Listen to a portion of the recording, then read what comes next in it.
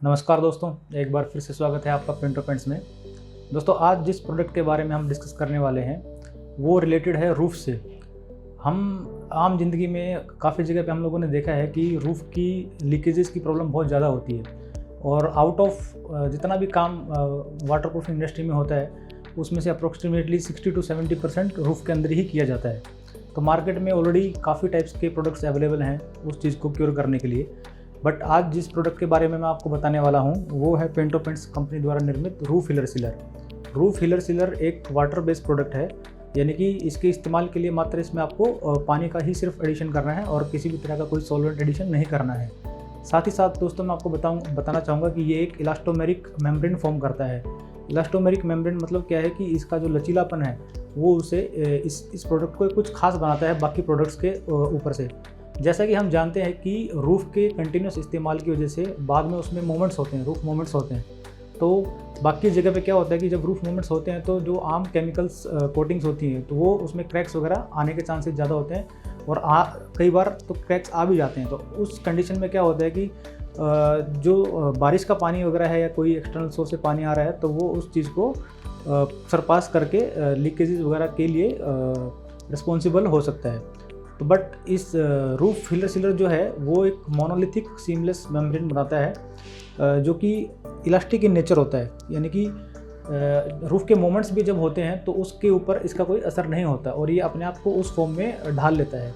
ठीक है दोस्तों, कुछ फीचर्स मैं इसके आपको बताना चाहूँगा कि सबसे पहले तो वाटर प्रूफिंग के साथ साथ में ये हीट प्रूफ और फायर प्रूफ भी है। ठीक है, एडिशनली ये आपका जो छत का तापमान होता है उसमें काफ़ी गिरावट करती है। ठीक है, सरफेस टेम्परेचर को ये काफ़ी हद तक रिड्यूस करती है और उसके साथ साथ में क्या होता है कि आपके जो घर के अंदर का जो टेम्परेचर है उसके ऊपर भी ओवरऑल काफ़ी इफेक्ट पड़ता है और काफ़ी तापमान में गिरावट आती है और जिसकी वजह से जो आपके इलेक्ट्रिकल अप्लायंसेस वगैरह जो होते हैं उसका इस्तेमाल कम होता है और आप एक एनर्जी सेव्स करते हैं काफ़ी। ठीक है, और साथ ही साथ कंपनी जो है इसकी 10 ईयर्स की वारंटी भी लेती है अगर आप इसे प्रॉपर तरीके से एज़ पर जो मैथड स्टेटमेंट है उसके हिसाब से अगर लगवाते हैं तो इसका 10 ईयर्स का वारंटी भी होता है as per company terms and conditions के हिसाब से। ठीक है, और किसी भी तरह का ये एक नॉन टॉक्सिक प्रोडक्ट है, यानी कि किसी भी तरह के इसमें हार्मफुल केमिकल्स वगैरह नहीं मिले हुए हैं। ठीक है, तो उस चीज़ के लिए भी बिल्कुल कंपनी ने इस चीज़ का ध्यान दिया गया है कि अगर आप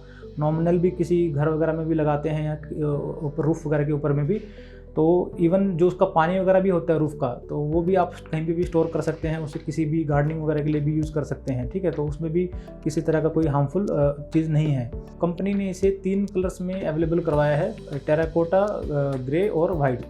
ठीक है दोस्तों, और साथ ही साथ दोस्तों इसका जो कवरेज है वो है 40 से 45 स्क्वायर फीट पर केजी पर 2 कोट्स, यानी कि 2 कोट्स जब आप लगाएंगे तो 40 से 45 स्क्वायर फीट आपको इजीली अचीव हो जाएगा 1 केजी मटेरियल के अंदर में। ठीक है, अब मैं आपको एक रूफ़ पर ट्रीटमेंट के लिए इसका एप्लीकेशन बता देता हूँ कि किस तरह से स्टेप्स आपको फॉलो करने हैं।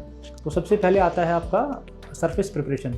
सरफेस प्रिपरेशन में क्या होगा कि आपको किसी भी तरह की धूल मिट्टी या गंदगी या फिर उसके ऊपर लगी हुई कुछ ओल्ड मेम्ब्रेन्स वगैरह हैं तो उसको अच्छे से निकाल लेना है।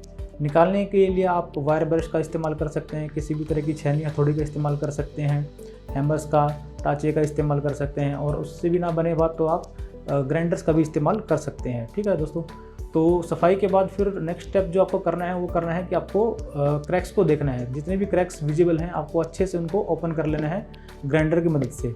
ठीक है, अगर 3 mm से नीचे के क्रैक्स हैं तो आप वो तो डायरेक्टली आपके जो एप्लीकेशन रहेगा उसमें कवर हो जाएंगे, बट अगर 3 mm से ऊपर के क्रैक्स हैं तो उसके लिए आपको पिंटो क्रैकमेट या फिर पिंटो पेंट्स कंपनी द्वारा निर्मित SBR जो केमिकल है उसका और सीमेंट का मिश्रण से आप उन क्रैक्स को भर सकते हैं। ठीक है दोस्तों, उसके बाद में आता है आपका 007 की एप्लीकेशन। आपको 2 कोट्स 007 जो हीलर सीलर प्रोडक्ट है उसकी क्रिस्टलाइन जो प्रोडक्ट है उसका 2 कोट लगाने हैं सबसे पहले, और 2 कोट लगाने के बाद में फिर आपको पेंटोकॉन 2X उसका 1 कोट लगेगा और उसके बाद में फर्स्ट कोट जो है रूफ हीलर सीलर का वो आपको HDP मेश के साथ में लगाना है। ठीक है, वो लगाने के बाद फाइनल कोट आपको परपेंडिकुलर डायरेक्शन में एज ए टॉप कोट लगाना है जिससे कि आपकी पूरी कंप्लीट एप्लीकेशन हो जाती है। और अगर आप दिए गए नियमित मेथड स्टेटमेंट के हिसाब से काम करेंगे तो बेझिझक आपको काफ़ी अच्छे परिणाम आपको देखने को मिलेंगे। ओके गाइस, तो इसका जो SKU अवेलेबल आपको हो जाएगा वो है 1 kg और 20 kg के पैक्स में आपको इजीली अवेलेबल हो जाएगा। तो आप अपनी रिक्वायरमेंट के हिसाब से ऑर्डर कर सकते हैं। तो दोस्तों मैंने आपको तकरीबन हर जानकारी इस प्रोडक्ट के बारे में देनी चाहिए। अगर फिर भी आपको किसी भी तरह का कोई डाउट या किसी भी तरह की कोई शंका है या आप प्रोडक्ट से रिलेटेड किसी भी कोई टेक्निकल डिटेल्स चाहते हैं, तो आप डिस्क्रिप्शन में दिए गए लिंक के ऊपर क्लिक करके वो डाटा अवेल कर सकते हैं। और साथ ही साथ अगर आपको चैट के ऊपर या फिर कॉल करके किसी एक्सपर्ट से आपको एक्सपर्ट की राय चाहिए, तो आप उससे भी कॉल करके अधिक जानकारी प्राप्त कर सकते हैं। धन्यवाद।